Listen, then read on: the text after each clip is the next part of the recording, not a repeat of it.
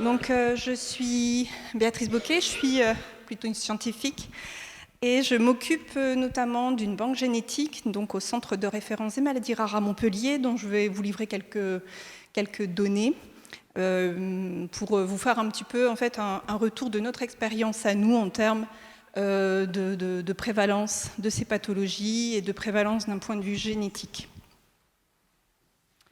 Alors je vais passer très vite, puisqu'avec les présentations précédentes, donc vous savez ce que sont les dystrophies de la rétine héréditaires, qui sont des maladies qui sont cliniquement et génétiquement hétérogènes. On va se focaliser assez vite sur les gènes. Donc même si ce sont des maladies qui sont génétiquement hétérogènes, donc ce sont des pathologies qui sont monogéniques, c'est-à-dire un seul gène en fait est en cause, en général pour une maladie. Donc il y a plus de 270 gènes qui sont aujourd'hui décrits comme étant responsables de ces pathologies de la rétine, avec les différents modes de transmission que l'on va voir un petit peu plus loin. Donc la forme la plus courante de ces dystrophies de la rétine est la dystrophie que l'on appelle communément la rétine pigmentaire, qui est la forme Roth-Kohn dystrophique, avec une dégénérescence primitive des bâtonnets. Et il y a plus de 90 gènes qui sont aujourd'hui responsables de ces entités, toutes transmissions confondues, pour une prévalence d'environ une naissance sur 4000. Ce qui fait à peu près plus de 15 000 personnes en fait, en France qui sont touchées par la maladie. Et les mutations d'un même gène, en fait, ce qui est important aussi, peuvent donner à la fois des formes de rétine pigmentaire isolée qui ne vont toucher que la rétine, mais parfois en fait, elles vont donner des formes syndromiques où d'autres organes sont également touchés, comme le syndrome de Usher. Alors cette hétérogénéité clinique des rétines pigmentaires, donc elle va s'expliquer en partie par les divers rôles des protéines qui constituent donc la rétine et leur localisation au sein du photorécepteur et de l'épithélium pigmentaire rétinien. Donc vous venez de voir un petit peu l'épithélium pigmentaire rétinien qui chapeaute le photorécepteur et la structure du photorécepteur qui est en fait scindée en plusieurs parties, avec des fonctions spécifiques de chacune de ces parties. Et donc, les différentes protéines vont intervenir à ces différents niveaux en fait, du photorécepteur, soit pour faire fonctionner le photorécepteur, soit pour en fait, faire fonctionner le cycle visuel. Et les gènes responsables notamment des formes syndromiques constituent en fait un grand groupe aussi de familles de gènes. Et spécifiquement, en fait, ce sont des gènes qui vont avoir un rôle important au niveau du cil connecteur, cette partie qui va faire la jonction un peu au milieu du photorécepteur entre la partie interne et la partie externe, et donc qui permet de faire en fait, fonctionner et communiquer ces deux parties. Et ces pathologies, on les appelle des ciliopathies, et notamment, en fait, on les retrouve en fait, dans les formes syndromiques. Alors, ce sont des maladies monogéniques, oui, mais en fait, parfois, un même gène peut être responsable de plusieurs entités cliniques. Et un même gène peut être rencontré dans différents types d'hérédité. Donc, quelques exemples ici, donc, pour vous expliquer un peu ce méli-mélo, donc, avec des gènes qui peuvent être responsables de rétine pigmentaire, mais qui vont parfois, en fait, en fonction des mutations, donner des atteintes plus centrales, des formes maculaires ou des formes beaucoup plus précoces. Donc, il y a un petit peu une imbrication en fait, de toutes ces formes cliniques, de toutes ces formes génétiques. Et donc, c'est toujours important de savoir exactement de quoi on parle, quel est le gène vraiment en cause et quelle est l'entité clinique. Et parfois, même au sein d'une famille, on peut avoir, avec la même mutation, en fait, des entités cliniques différentes, soit parfois en fait, des atteintes plus centrales ou des atteintes plus périphériques. Quelques exemples, juste par exemple le gène ABCA4, qui est un gène aussi majeur de ces dystrophies, qui peut être responsable en fait, de la maladie de Stargardt, mais aussi des chondrodystrophies ou des Roth-Kohn dystrophies. Certains gènes peuvent aussi, en fait, par exemple comme le gène RP1, avoir une transmission soit autosomique dominante, mais majoritairement aussi majoritairement des formes dominantes, mais parfois aussi des formes récessives qui sont parfois plus sévères. Alors, sur l'expérience que l'on a à Montpellier, donc nous avons une cohorte assez importante de patients en fait, qui regroupe beaucoup de patients qui viennent effectivement de la moitié sud de la France. Et aujourd'hui, on a plus de 5000 patients qui sont référencés chez nous, donc avec des dystrophies de la rétine. Et j'ai essayé un peu de représenter quelles étaient les différentes proportions de ces entités rétiniennes. Et en fait, majoritairement, donc, nous voyons des patients qui ont des formes de rhodocone-dystrophie, pour pas tout à fait la moitié des patients, avec plus de 2200 patients qui présentent donc une rétine pigmentaire relativement classique. Mais nous avons également en fait une forte proportion de patients qui ont une maladie de Stargardt. On a plus de 400 patients. La proportion également de formes syndromiques, nous avons en fait plus de 450 patients avec cette pathologie donc syndromique, le syndrome de Usher. Un petit rappel, donc on en a parlé depuis ce matin, c'est important en fait de connaître quelle est l'hérédité de sa rétine pigmentaire. Et en fait, les modalités de transmission, elles sont essentiellement en fait des modalités de type mendélienne, c'est-à-dire qu'il y a 3 modes principaux de transmission de ces rétines pigmentaires. Mais en fait, classiquement, quand on voit les patients, donc la première chose que l'on va faire après l'histoire de la maladie, c'est d'établir un arbre généalogique avec vous. Donc le but, c'est de savoir combien de personnes sont touchées dans la famille et quelle va être l'hypothèse en fait, de la transmission génétique. Ça va être important après pour le conseil génétique. Et globalement, nos patients, quand on fait ces arbres généalogiques, on se rend compte que dans 45% des cas, donc, des familles, ce sont des cas isolés dans la famille, c'est-à-dire qu'il n'y a pas d'autres personnes atteintes. Et dans ce cas-là, en fait, on ne peut pas dire quel est le type de transmission avant de savoir quelle est la cause génétique. Il faut vraiment avoir le gène pour vraiment dire quel est le type de transmission et le risque de récurrence en fait, au sein de la famille. Donc 45% des cas, ce sont des patients qui ont des formes qui sont les seuls à être atteints dans la famille. Et puis 55%, ce sont des formes familiales réparties selon les 3 modes, autosomique dominante, c'est-à-dire qu'un seul allèle muté sur les 2 allèles du gène en fait, suffit à déclencher la pathologie. Le risque de récurrence est de 50% à chaque naissance. La transmission récessive, qui concerne 5 à 20% des patients, dans ce cas-là, en fait, les 2 allèles du gène doivent être mutés donc il n'y a pas du tout de protéines fonctionnelles pour que la pathologie se développe. Et puis enfin, l'hérédité liée à l'X, qui se transmet par voie maternelle et qui en général ne touche que les garçons, en fait, qui correspond à 5 à 15% des cas. À ce moment-là, le patient en fait, porte la mutation à l'état zygote, il n'a qu'un seul chromosome X, donc il n'a pas un chromosome en face normale pour essayer de compenser la pathologie. Et les femmes sont conductrices parce que justement, elles ont un chromosome en fait, sain qui vient un peu contrebalancer en fait, l'effet de la mutation. Concernant donc, le nombre de gènes, on en a déjà parlé, donc il y a aujourd'hui 93 gènes qui sont décrits pour donner ces entités et qui expliquent en fait les transmissions autosomiques récessives, dominantes et liées à l'X. Il existe aussi un autre mode de transmission qui est non mendélien, dont on a un peu parlé tout à l'heure, en fait, qui concerne l'ADN mitochondrial, mais je ne vais pas m'étaler sur cette transmission. On va en rester aux gènes nucléaires, ce qui est déjà pas mal. Et donc en fait, quand vous voyez cette diversité, 93 gènes, c'est vrai que c'est énorme, et en fait on pense effectivement en fait, après à la thérapie génique qui effectivement est compliquée à mettre en place, d'où en fait les différents essais dont on vous a parlé ce matin pour essayer justement d'éviter de passer au-dessus en fait, de cette diversité génétique. Et en fait, certains gènes, donc, comme je vous l'expliquais, sont responsables à la fois de 2 types de transmission, autosomique récessive et dominante, donc il y a 7 gènes. Et puis pour la transmission liée à l'X, en fait, il y a 3 seuls gènes qui sont connus, mais vous verrez que ce n'est pas si simple que ça. Voilà.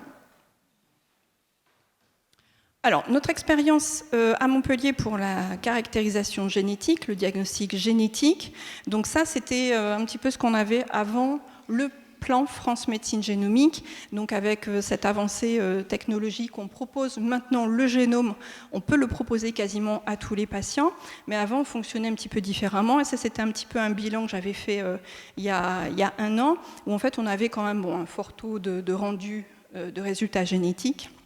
Et les gènes majeurs, en fait, tout type de transmission confondu, alors c'est le gène RPGR notamment, qui est le gène donc, des rétines pigmentaires liées à l'X, qui correspond à 11% de nos patients. Ensuite, ce sont les gènes de transmission récessive, et notamment le gène UH2A, que vous connaissez certainement, qui est à la fois responsable de formes isolées, mais aussi responsable du syndrome de Usher. C'est un gène majeur, le gène UH2A. Ensuite, le gène AISE, le gène de la rhodopsine, qui est majoritairement d'une des formes dominantes. Et puis, vous avez les gènes aussi d'épissage, qui sont responsables de formes dominantes, avec parfois des variations de pénétrance, c'est-à-dire que tous les patients porteurs de la mutation ne développent pas forcément la pathologie. Et donc, ce qui est très compliqué, en fait, de prédire quelle va être l'atteinte de la génération suivante en fonction des porteurs. Alors, le diagnostic de ces dystrophies rétiniennes, donc ça c'est un schéma qui a un peu évolué aujourd'hui, mais classiquement en fait, quand vous veniez en centre de référence, il y a encore 2 ans, vous proposez facilement un panel de gènes qui était assez large, plus de 200 gènes, 270 donnent des dystrophies de la rétine, donc là en fait on est à peu près 200-230 gènes. Et puis en fait, on se dit quand c'est négatif, parce que parfois, quand même, vous avez bien vu, en fait, on n'arrive pas à répondre à toutes les formes familiales. Donc on peut passer à l'étape supérieure, c'est le séquençage de tout l'exome, c'est-à-dire qu'on va prendre toutes les petites briques qui vont donner le produit de la protéine, et puis on va toutes les séquencer. Et puis quand c'est négatif, l'étape ultime, c'est de faire l'analyse du génome. Le génome, c'est tout votre ADN. Et en termes d'information, c'est énorme, c'est 3,2 milliards de paires de bases. Et donc, en fait, aujourd'hui, ça a vraiment évolué, notamment avec le plan France Médecine Génomique, qui est en place depuis 3 ans maintenant, puisque notre filière de santé SensGène nous recommande de faire en fait, le génome en première intention de diagnostic. Alors ce parcours justement, je vais vous le détailler un petit peu plus, donc démarré il y a 3 ans. La préindication de notre filière, c'est les dystrophies rétiniennes héréditaires. Et donc je vous ai mis un petit peu ce diagramme en fait, et ce parcours du patient. Donc lorsque vous venez en consultation, quand vous diagnostiquez une dystrophie de la rétine, donc ça c'est la première étape de consultation médicale. Et puis pour vous proposer le génome, en fait il faut faire un choix de trio. Pourquoi ? Parce que si en fait on n'analyse que votre ADN, il y a tellement d'informations qu'on peut se perdre dans toute cette quantité d'informations. Donc c'est important d'avoir d'autres membres de la famille pour pouvoir faire un filtre, de se dire mais qu'est-ce qui est responsable de la maladie, qu'est-ce qui ne l'est pas. Donc ce choix du trio, il est essentiel pour les généticiens, pour les biologistes qui vont faire l'analyse. Il n'est pas toujours évident, parce que parfois, on n'a plus un de ces 2 parents. Le trio idéal, c'est le propositus, le Kindex avec ses 2 parents, mais ce n'est pas toujours possible. Donc parfois, voilà. Donc on a besoin de choisir le bon trio ou le bon duo, ou parfois en fait le quatuor, ça va dépendre en fait de la configuration de la famille. Et donc, après cette consultation, donc, on va discuter entre spécialistes lors d'une réunion de concertation pluridisciplinaire d'amont, donc pour valider le cas, pour dire oui, c'est vraiment une forme tout à fait cohérente, génétique. Et donc après l'e-prescription, donc on reçoit les patients pour la signature d'un consentement qui est dédié. Ce sont des étapes qui sont relativement longues, chronophages. Et donc, voilà, c'est très cadré. Donc, cette signature de consentement qui va permettre, en fait, le diagnostic, l'étude de votre matériel génétique dans le cadre du diagnostic ou dans le cadre de la recherche. Vous nous donnerez l'accord pour le stockage des données biologiques et cliniques. Et donc, on vous remet donc cette information aussi pour la suite du protocole. Une chose importante, c'est d'examiner les apparentés qui sont inclus dans ce protocole, parce qu'on arrive en fait parfois à dire mais il y a des formes qui sont peu symptomatiques, des patients peu symptomatiques, et c'est important pour faire une analyse correcte de savoir qui est atteint de qui ne l'est pas quand on fait ces analyses biologiques. Ensuite, les patients sont prélevés, il y a des transports dédiés. On fait le séquençage à très haut débit. Il y a 2 plateformes en France, donc Sequoia et Oragen. Montpellier dépend d'Oragen, la plateforme de Lyon. Ensuite, l'analyse est faite par les biologistes et les résultats peuvent être discutés en RCP d'aval s'il y a vraiment besoin, s'il y a des cas particuliers. On en discute tous ensemble, cliniciens, généticiens, et c'est important de faire toujours en fait ce va-et-vient, cet aller-retour en fait entre la clinique et la génétique pour valider. On avance beaucoup ensemble. Il faut savoir que cette étape en général, elle prend 1 an. Donc oui, c'est toujours long, mais il y a beaucoup de dossiers, et il y a très peu de biologistes en France. Et le résultat est rendu lors d'une consultation avec le médecin. Et en fait, on peut vous envoyer aussi en génétique médicale pour un conseil génétique approprié. Si vous avez un projet parental ou pour en fait expliquer les modes de transmission et le risque de récurrence. Notre retour d'expérience, en fait, après 3 ans sur le plan France Médecine Génomique, spécifiquement au centre de référence de Montpellier, il faut savoir qu'en fait, ça a été un peu compliqué la mise en place, notamment pour le rendu des résultats avec l'accréditation des biologistes. En France, il y a moins de 10 biologistes qui analysent tous les dossiers pour la préindication dystrophie rétinienne héréditaire. Et donc, les premiers résultats ont été rendus il y a moins d'1 an et demi. Mais depuis 3 ans, à Montpellier, on a inclus 340 familles. Sur ces 340 familles, donc, il nous reste un quart de familles à prélever. Donc c'est un peu compliqué d'organiser les prélèvements, parce que vous avez vu le schéma, le parcours, ça doit se faire dans des centres dédiés, des transporteurs dédiés. Et aujourd'hui, en fait, on a un résultat sur ces 340 familles pour 89 familles. Et sur ces 89 familles, on a 70 familles avec un rendu positif. Donc ce qui fait à peu près 4 familles sur 5 qui reviennent positives après le génome. Et les 19 familles qui sont négatives, la moitié de ces familles avaient déjà eu un panel. Parce qu'effectivement, avant, on faisait les panels. Et si on considère le génome first, c'est-à-dire en première détermination, on va monter un peu plus haut, en fait, au niveau de ces résultats, avec 83% de résultats positifs en première détermination, dont 75% auraient pu être lus par les panels. Mais l'info aussi importante, c'est que 8% de ces dossiers, les mutations n'auraient pas été vues par les panels. Et c'est là qu'il y a un apport, en fait, évidemment intéressant en fait, de l'étude du génome. Il reste des dossiers négatifs, j'y reviendrai un peu après. Et un exemple justement de cet apport, de ce bénéfice du génome. Donc je vais vous expliquer juste un cas clinique. C'est un patient, un petit garçon de 6 ans, qui vient avec ses parents, et en fait il vient avec ses parents parce que justement ils décrivent chez ce petit garçon qu'il a une héméralopie, donc il tient la main quand il fait sombre, il a besoin de beaucoup de lumière. Par contre il a toujours une acuité visuelle qui est bonne, qui est chiffrée à 10 dixièmes. Son champ visuel est relativement préservé, mais on voit bien en fait qu'il y a une rétine pigmentaire par l'apparition de cet anneau hyper autofluorescent, donc en imagerie autofluorescente. Et bien sûr, on lui fait l'ERG qui est déjà plat. On continue l'imagerie multimodale et au fond d'œil, donc on note quelques pseudo-ostéoblastes qui apparaissent en périphérie. Il a vraiment globalement tous les signes d'une rétinite pigmentaire de type rhodocone-dystrophie. La papille est un petit peu pâle, le calibre des vaisseaux est un petit peu diminué, mais la macula est encore parfaite, il a encore 10 dixièmes d'acuité visuelle. Et au niveau central, donc, on a quand même une bonne préservation de la structure en coupe OCT. Et puis on examine sa maman, puisque la maman est là, et c'est toujours un très bon indicateur d'examiner les mamans. C'est pour ça qu'en fait, on vous embête parfois, en fait, quand on a des jeunes patients, voilà, c'est bien d'examiner les mamans, parce que sa maman est myope, et qu'au fond d'œil, elle a un aspect de conductrice. Et nous, en fait, tout de suite, on se dit, c'est une rétine pigmentaire liée à l'X. Donc, ça, c'était un petit peu avant l'avènement du génome. On avait commencé, en fait, à faire des investigations.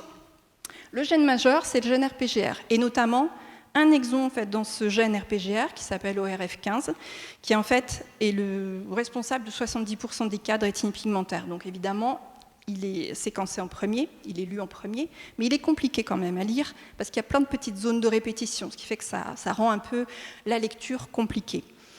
Il a été examiné, cet ORF, et en fait, il est négatif, c'est-à-dire qu'on n'a rien trouvé dedans. Donc, on a fait évidemment un panel plus large en se disant on va regarder toutes les autres briques du gène RPGR au cas où on serait passé à côté de quelque chose.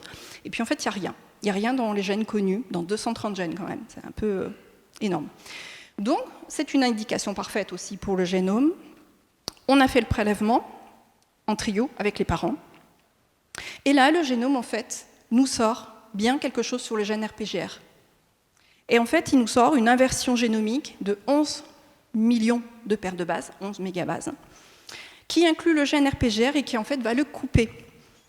Et en fait, comment les biologistes ont pu la voir, cette inversion? C'est parce qu'en fait, dans le logiciel de prescription, on avait parfaitement renseigné les données cliniques, on avait dit la maman est conductrice, il faut se focaliser sur le gène RPGR. Et effectivement, donc, le biologiste qui a lu en fait, le dossier s'est focalisé sur le gène RPGR et il a mis en évidence donc, cette inversion Donc, ce qui est représenté donc, tout en bas, donc ces petits aspects colorés. Donc en fait, où vous voyez la séquence de référence du génome qui est tout en haut, et puis les parties grises, en fait, c'est ce qu'on appelle les reads. Donc ce sont les séquences qui s'alignent parfaitement à la séquence de référence, sauf que là où ça ne s'aligne plus, c'est les petites barres toutes colorées. Là, on se dit, il y a quelque chose qui se passe. Ben oui, il y a un point de cassure, donc ça n'arrive plus à s'aligner. Et en haut, en fait, on voit que c'est l'échantillon du petit garçon, et en bas, c'est l'échantillon de sa maman, qui porte la moitié de ses altérations. Ben oui, elle est conductrice, donc elle a un autre chromosome X qui est normal. Donc voilà, tout est cohérent. Et donc, on a pu localiser le point de cassure qui est situé, en fait, pas au milieu d'une brique, mais il est entre deux briques. Ce qui fait qu'en fait, on n'avait pas pu la voir, cette inversion, par le panel, parce que le panel, en fait, avait lu les briques de façon séparée. Donc le panel, en fait, ne savait pas s'il y avait une inversion. Et là, en fait, ce cas clinique particulier, c'est que les briques, elles étaient toutes là, mais elles n'étaient pas dans le bon ordre, ce qui fait que la protéine, elle ne peut pas être fonctionnelle. Et donc ça, c'était un apport majeur par rapport à cette famille, où on a pu rendre un diagnostic en disant oui, c'est bien une rétine pigmentaire liée à l'X, liée en fait à ce phénomène chromosomique particulier, qu'on va revérifier en fait par une autre méthode pour localiser précisément. A priori, ça ne casse aucun autre gène, ça n'a cassé que ce gène-là. Alors vous allez me dire maintenant pourquoi des génomes reviennent négatifs.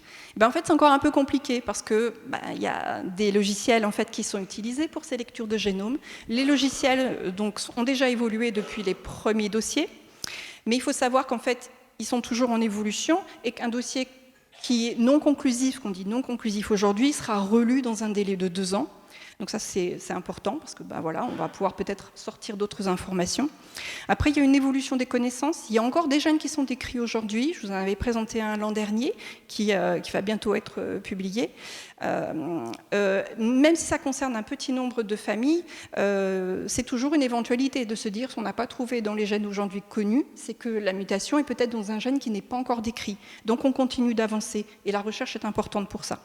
Ensuite, les grands remaniements, comme l'exemple que je viens de vous montrer, ne sont pas toujours évidents à voir, parce qu'il faut aller regarder gène par gène. Il y a 270 gènes à regarder, rien que dans ce qui est déjà décrit. C'est un travail énorme pour les biologistes. Ensuite, donc, il y a des mécanismes qui ne sont pas encore identifiés. On peut se poser la question de d'autres mécanismes de régulation épigénétique, etc.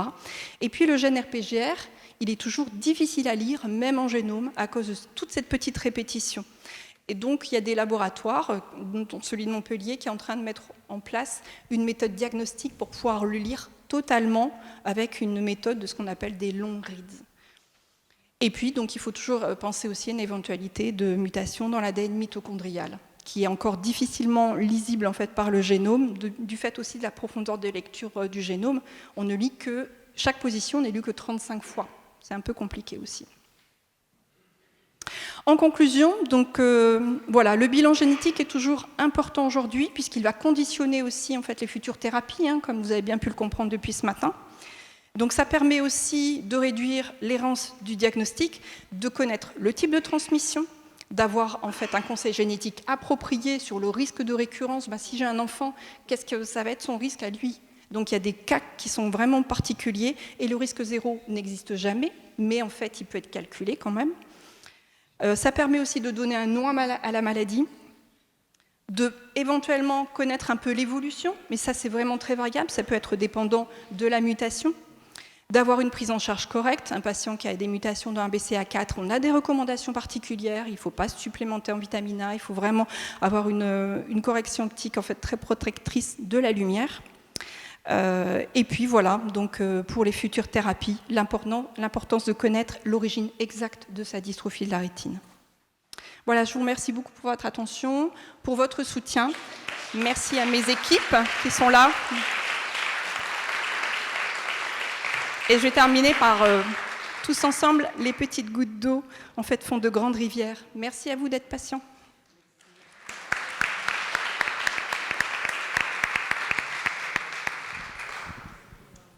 On a sûrement des questions.